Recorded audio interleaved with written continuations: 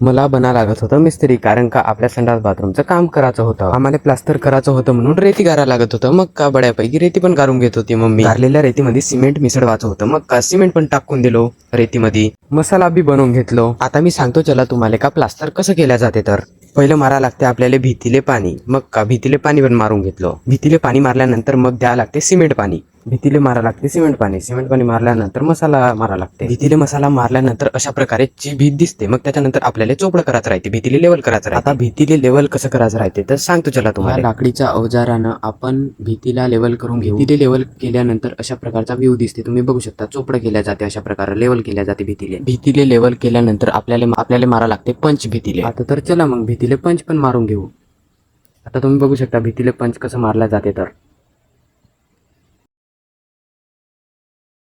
हेवाली streak अशाच प्रकारे plaster मारल्या जाते सर्रास भीतीले. मग का संडास आणि बाथरूमले दोन्हीले पण मारून घेतलो प्लास्टर.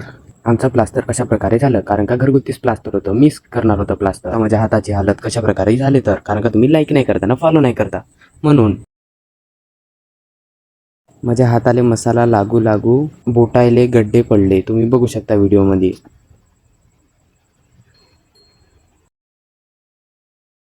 आता तर भेटू चला नेक्स्ट पार्टमध्ये. व्हिडिओ आवडला असेल तर लाईक करा, सबस्क्राईब करा, फॉलो करा.